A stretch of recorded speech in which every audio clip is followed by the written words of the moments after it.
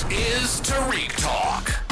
Your host, Tariq Mendez, takes you on a journey with guests from all around the world. Broadcasting around the world. Around the world. This is Tariq Talk. Alright guys, today this is an episode of Tariq Talk. I'm here in Belgium, in Brussels, with the very talented Adrien Lucca. How are you, Adrien? Good. Good. Thank you so much for being on the podcast. We're right now inside of the studio. I'm so honored and thrilled to be here today. Do you want to start by telling us your website and Instagram so everybody listening can look at your work? Yeah, so my website is basically my name, so Adrien Lucca with 2 C's, so lucca.net. And my Instagram is the same, Adrien Lucca. And I also have another account which is a bit more clean, Studio Adrien Lucca. Thank you so much for spelling. I was actually going to ask you to do that. Do you want to, there's so much work and you gave me a quick preview. It's so complex and it's like beyond the work. Do you want to tell us a little bit about the work you're working on right now? Oh yeah, so right now I'm working on several proposals because a big part of my practice is to do like monumental art. So I'm currently like working on some glass samples here, and I'm working like on kind of big rose window-like structure that would be floating in a building.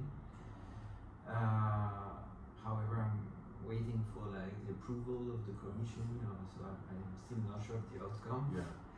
And also something else, I'm preparing an exhibition at the Natural History Museum here in Brussels, because I've been studying the vision of a moth, a nocturnal insect that pollinates flowers at night. And that moth sees colors at night when we don't see anything because there's very, very little light. And it also sees colors differently. So it has it's basically blind to red. So what we see as red for this insect is either very dark green or even black. But it also has sensitivity to UV that we don't see. And for that animal, UV, there's a specific color in there. So I've been reading a lot of biology around this insect. The name of the insect is the elephant hope moth, and it's actually a famous insect in biological literature for its exceptional vision at night. And since I'm an artist mostly working around color and light, I'm trying to understand also what color and light means beyond human vision, because part of what we can say is light is invisible to us, like infrared, ultraviolet. We don't see that, but some animals do. And also we tend to believe that human vision is so powerful and accurate, but there are many things in fact that we don't see, and we are not even aware of this. So as someone who works on color, who's very well informed about color science, color theory, color in art, colored materials, everything like that, I'm also trying to criticize this human-centric perspective and to find a way to do something that somehow makes these invisible worlds perceptible for us.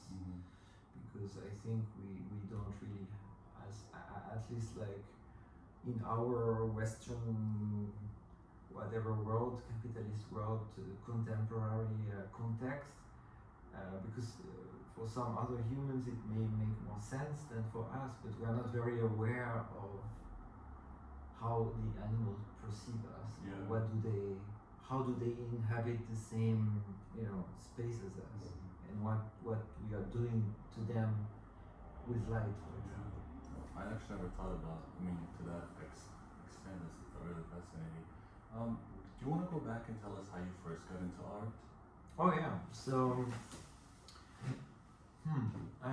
so I entered applied art school when I was 14. So where we were doing drawing, design, architecture, architecture, textile, fashion design. That was actually a very good school, so I was very lucky to get there. It completely changed my life. I was very sad at school before, and suddenly I found that place, and I didn't want to leave. I said I want to study there. Yeah. So this period between 14 and 17, I discovered like drawing, art history, contemporary art. I started reading books. I was really not into reading books before. Yeah. And I was also making music, so electronic music at the time on my computer. That was like a big part of my practice at the time, and my dream was to become a music composer.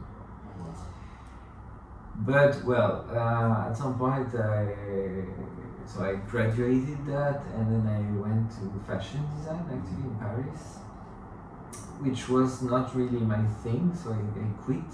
Then I went to like a fine art school, which in France also, which was like also a bit disappointing. So I did a break. I also stopped the music because I thought I'm more into the visual art things. And I have always had an interest for science. So I started reading a lot of books about science, and at the same time I wanted to, for some personal reasons, my life was a bit complicated in the suburbs of Paris and in Paris where I was living, and I decided to move here in Brussels and to restart everything from the beginning.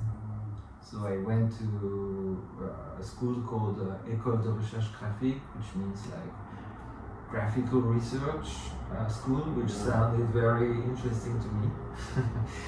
And so I studied 5 years there, and then 2 years in the Netherlands in a postgraduate place called Jan van Eyck.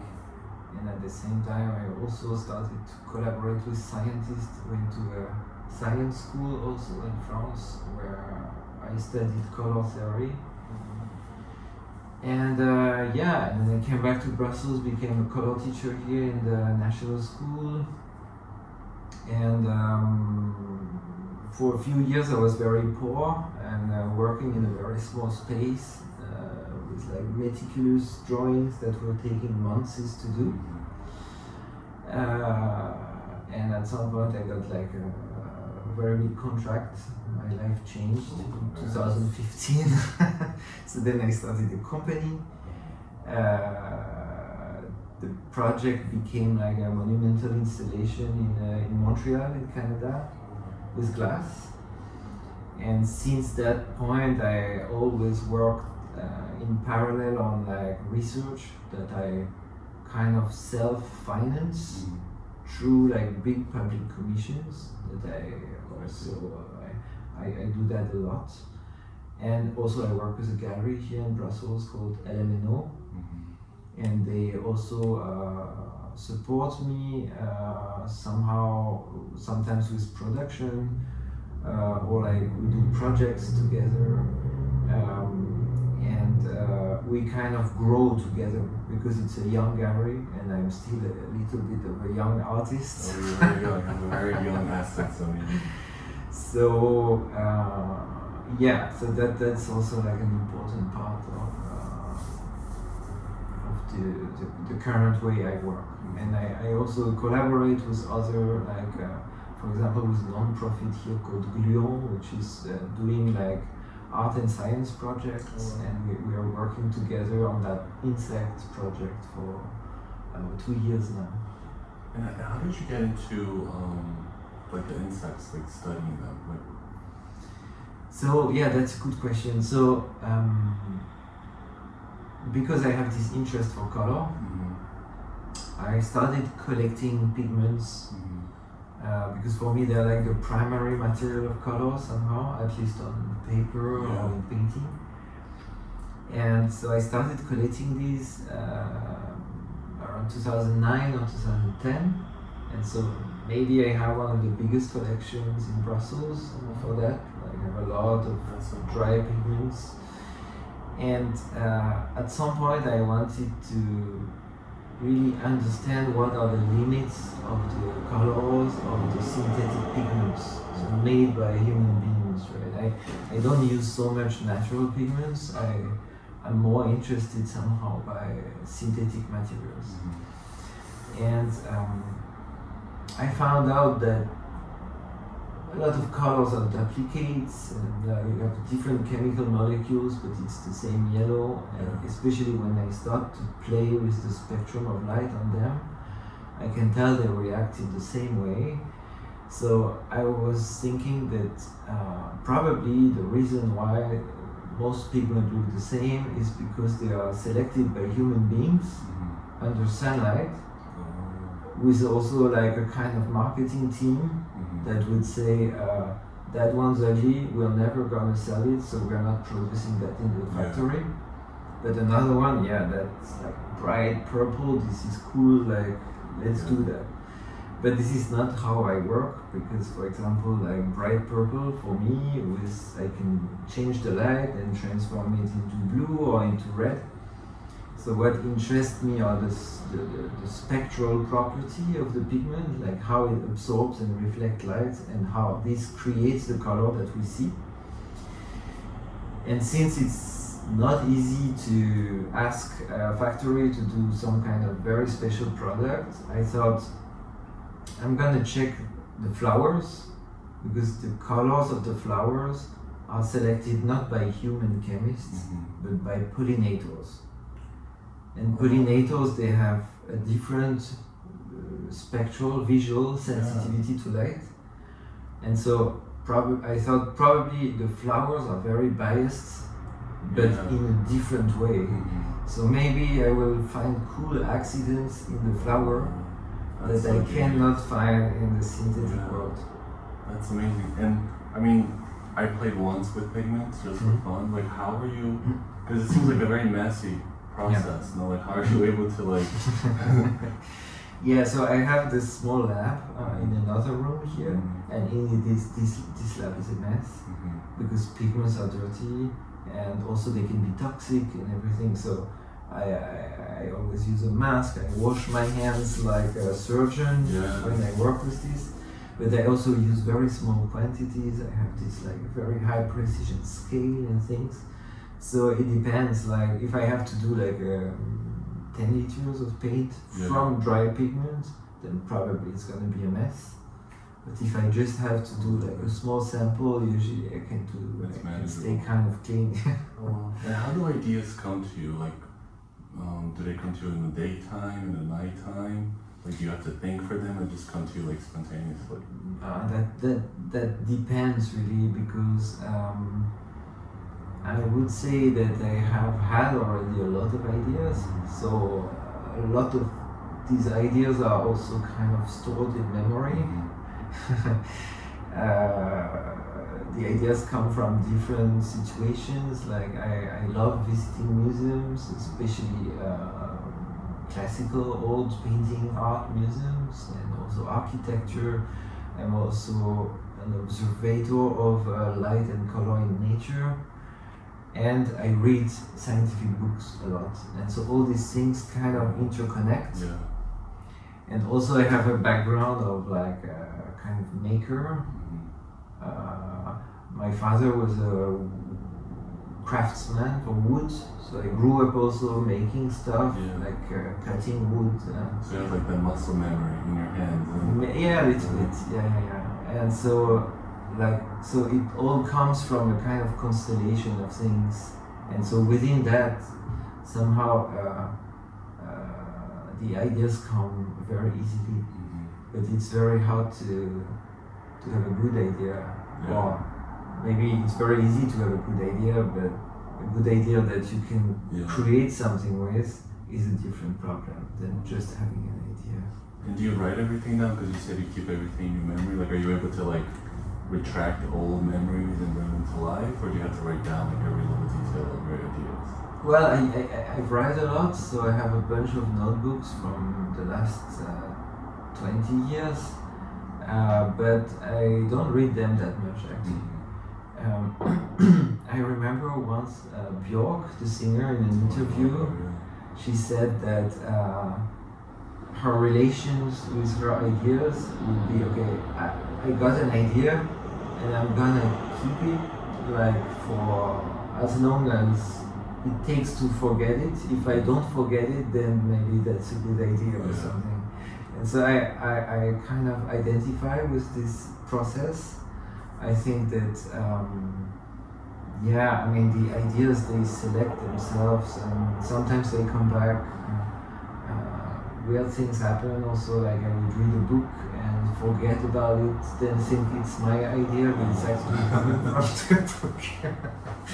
I like that. And do you ever like reference your old ideas? Like if you're maybe like having a creative block, you go back to your notebooks and like try to find something you can use? Yeah, sometimes I do that, but usually I'm very busy currently with the things I'm doing right now. So I think the balance changed a little bit also. Like at some moment, maybe 10-15 years ago, I was very much into a kind of open research. I also didn't really know what to do, in fact. And today I have like a very well-defined research, like several of them. And I also have like responsibilities, like deadlines. Organized production, so it works a bit differently now. Yeah. And how are you able to like, because I interview a lot of artists, and this is like always the number one problem they always talk about, is like managing the business side and the creative side. So a lot of artists say like each day they can only do one task, so they can't do both in one day. But you seem to have like mastered the perfect routine. Like how are you able to combine both? Do you like secure one day for a business part of your like work and then another day? Or you kind of like fuse both of them together? I really don't make any difference. So I remember I made a diagram like 3 years ago or something for a lecture somewhere, and I called it like I wanted to define my own economy, and so I called it like dream economy, which sounds a bit stupid. No, it sounds cool. But in fact it was like, okay, so I have dreams, right? And so how do I make these dreams come true? Right? So then I try to find opportunities to get like projects or scholarships or like basically money. But I don't want to make money with something that I don't like, so it should be related to these dreams. And so it took some time, but now it kind of works. And then with that money I do scientific and artistic research. That research allowed me to develop some kind of magic powers. And the magic powers, they feed the dreams. And so that turns around like this. And so far it works. It's been a bit more than 10 years that it works like that. So that sounds like the perfect ecosystem. You should patent it. Yeah, it's just I probably work too much, but it's okay, I like it. So. And how's your creative process? Like when you come to your studio, do you get to work right away? Do you have to like have a coffee, meditate, or how does it work? I drink a lot of coffee and I smoke. A lot of time I spend just like coding, because everything I do is also based on code. And I reached a point where I actually think in code, because like many of the things that I do, like LEDs, colors, I always have an instrument to acquire physical data. So I can also simulate a lot of ideas. But it depends. For example, with glass, then I prefer to just go to a glass factory and look at everything. So this is also something I do. I mean, I'm not only working here in my studio. In my studio here, it's mostly like coding, pigments, because with pigment I can do drawings, small things, the 3D printer. I have like CNC digital fabrication machines in my other studio. So whenever I need to think in material form, I would use these machines. But I also spend a lot of time on internet, like searching for what technologies actually exist, what new materials I may order a sample of to make something completely new, and also whenever I have a a big project. Then I try to work directly with like the companies, the craftsmen, the engineers, trying to understand how they work and how I can like implement my own methodology in their factory, something like that. This is something that I enjoy very much. So I did that with like a painting company in the Netherlands. I did that with an LED company in Canada. With two different traditional stained glass companies also. This is very nice because somehow I developed a methodology with my pigments that I can apply on glass, on printing, on coating making, and so the work is becoming more and more collaborative somehow. It started like a pure nerdy thing, but now I'm opening up to the world or something like that. It's actually in the Botanic. Oh, Botanic, I see. Yeah, so it's a art/music institution in Brussels. Okay. So yeah, so these lamps, so these are like lamps that I make, right? So these are like I call this like a light synthesizer. So it's closed now, so you cannot really see what's inside. But actually, there's a damaged one here, so we can look at it. So this is what's under the cover here, and so there's like a bunch of LEDs of different colors. There are 9 different colors here. And they're also like controllers, so it's also kind of small computer, this thing. And with that I can modulate the composition of the spectrum of light. The magic trick I do with this is that, for example, I can change the color of an object without changing the appearance of the light. So you arrive in a room, the light is white, the object is yellow, say, and it will turn like extremely red, but you don't see, it's caused by the light, but there's no way of telling that the light did this because the light didn't change at all in terms of visual appearance. Yeah. And so I use this in monumental installations or immersive installations. I used it with drawings, with sculptures, with plants also, because I do installations with actual living flowers as well. There's one at the moment in Lisbon, in the Architecture Triennale of Lisbon, until the 4th of January, I think. Okay. And so I can use this thing to modify, to fluctuate the color of the world in front of you. So it looks a bit like a kind of Photoshop filter or Instagram filter, but there's no screen, it's right here in front of you. And this is the cool part of this. And so now I'm going to install those in a building called the Botanic in Brussels, in the lobby. Okay. So right now they are like a outdated, obsolete kind of light there. And instead of like calling an LED company, they proposed, like we imagined together that I will do this for them, and it's gonna stay there for 5 to 7 years, something like that. And so I will have the lobby will be somehow kind of under my control. Yeah. And so sometimes the light will be like very natural because this can also simulate a very high quality sunlight. But they can also twist the composition of this light, and then, for example, people going there for a concert or coming out of the concert, they will have their own clothes changing, the color of their skin changing. The plants also that are in the lobby can become brown or super green. And can you do that from here, or do you have to be in person there to change the So color? there will be like a pre-coded controller over there, but I want to implement a platform to be able also like a to control transmitter. it for That would be here. really cool. Yeah, because it can pass through the internet, and I can control that. So when you mentioned coding, that's when you decide what colors is going to come out.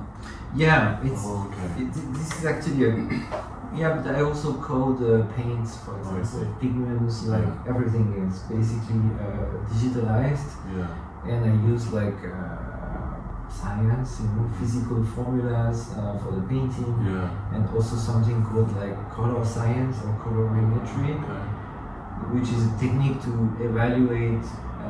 For example, I have a certain light spectrum.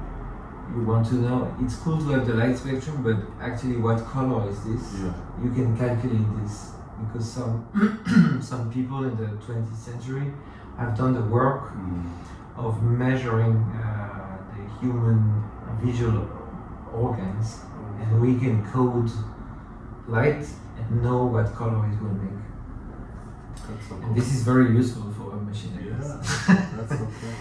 And so this is really a little bit like a piano with like 9 different notes, and I can combine these things, and I can control like how intense it is, what global color it has, and also what effect it has on pigments and colors. So like a musical composer you previously. Yeah, a little bit. Yeah. So somehow. It goes back to that. Yeah. Wow, I'm not familiar with coding, but I love hearing about it. To me, it sounds so difficult. Like my brain almost like malfunctions a little bit.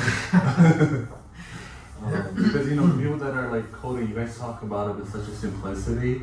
Because you know what you're doing, but like I feel like the rest of us are like, huh? Yeah. But it's really it's a little bit like you know how to use a calculator, right? Yeah. So it's not very different, in fact. Yeah. It's like you want to make a calculation, you have to press plus and equal at some point. So coding is basically something that does that for you, but like a million times per second, because there's things you want to know very precisely or in a sequence, and of course you can describe like a complex situation in logical terms. So that's what code does. You can do everything by hand, but some of the things you do with code may take 1 year to do by hand, and just 1 second with the code. That's so cool. That's so cool. And if you like to do a dream project and not have to worry about budget or like the financing of it, do you have anything in mind? I really want to. Well, okay. So how can I explain that? So I'm not religious at all. Not any religion. I don't believe any kind of God thing. But I really love religious architecture. And so one of the things that were in my country, which is huge, is the stained glass in the medieval churches or cathedrals. And I actually did apply several times for such projects and never got it. But this is actually my dream project, to make an entire installation of stained glass in a church, because I have a lot of ideas about this.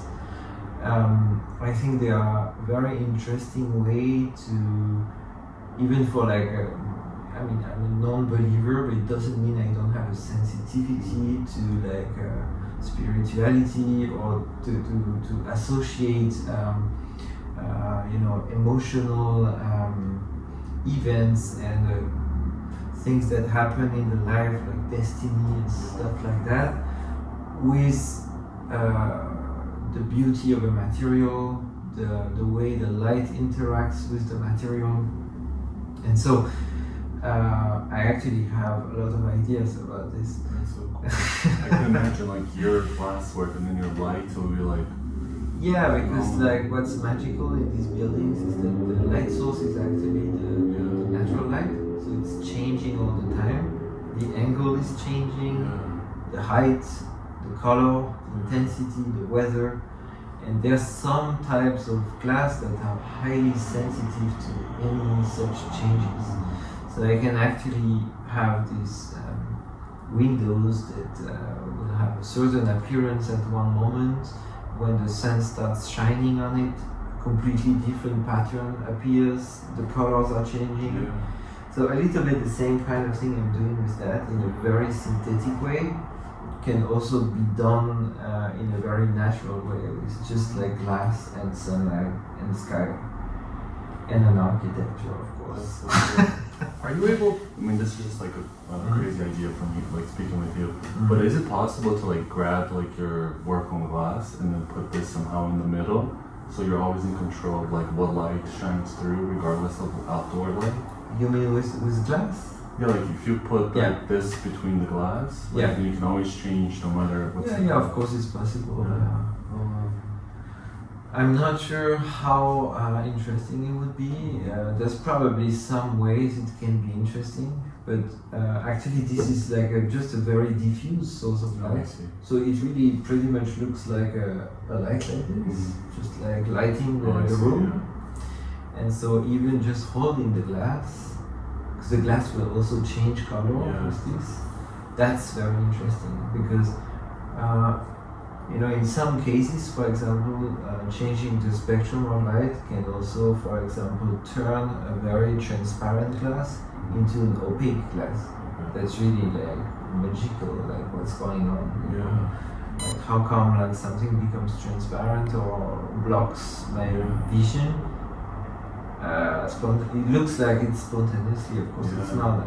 I'm tuning, I'm playing behind, but So I think it's even more interesting to think the relation between LED light and glass to try to just present it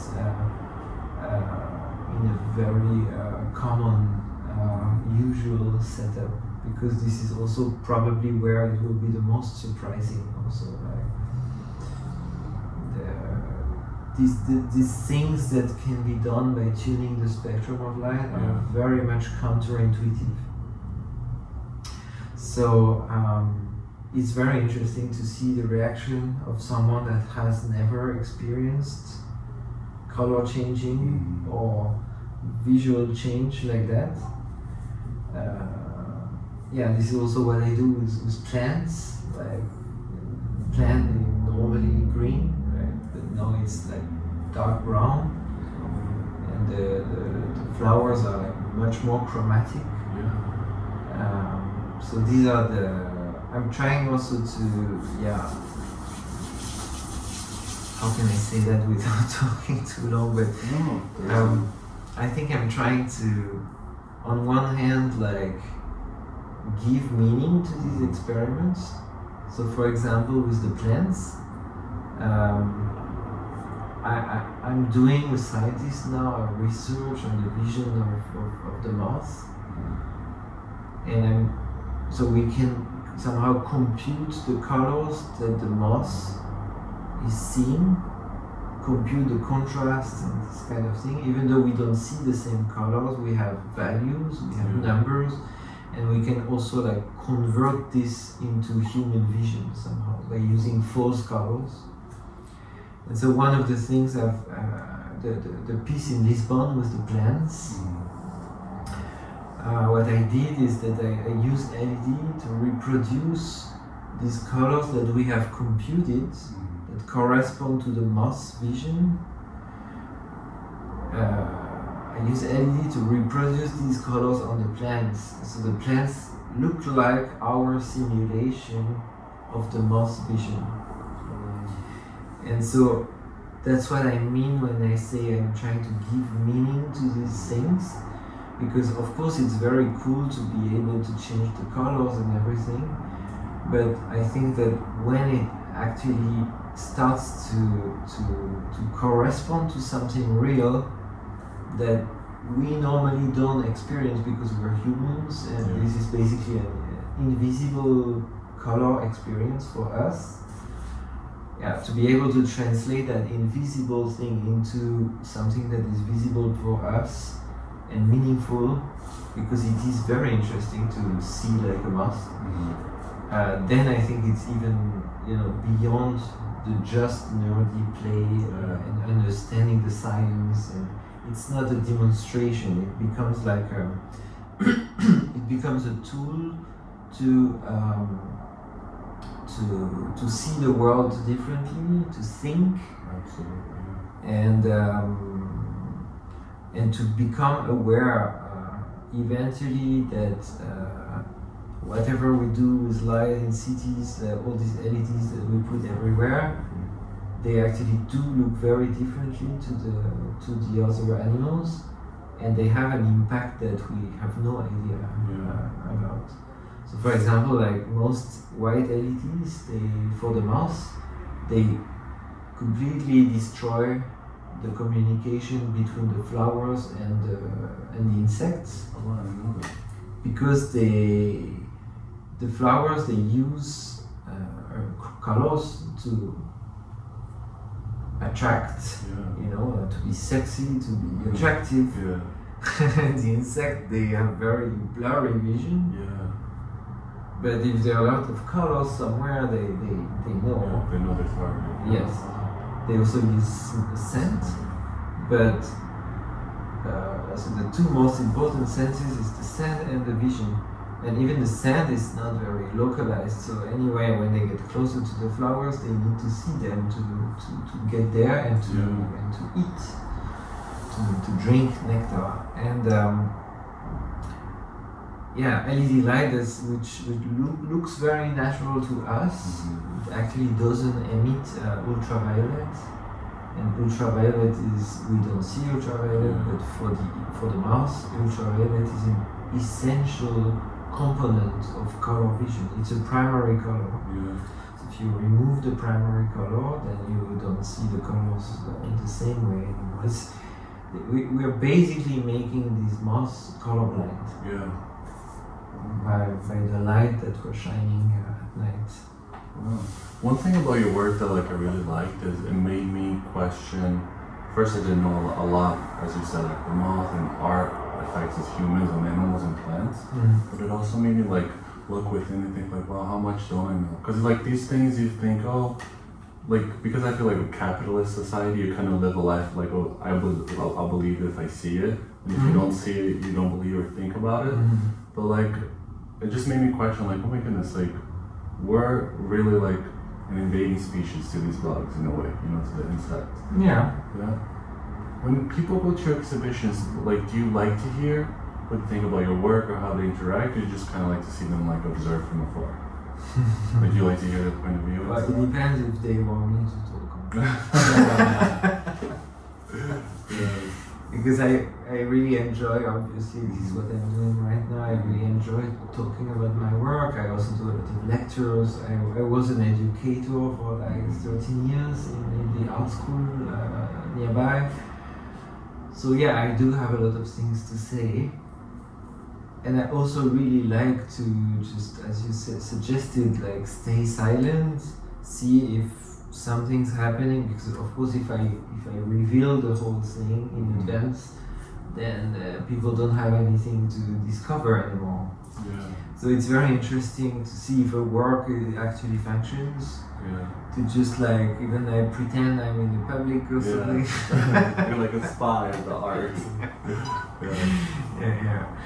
So yeah, I do that too, of course. Yeah, it's part of the game. That's fabulous. I love that. Thank you for listening to Tariq Talk.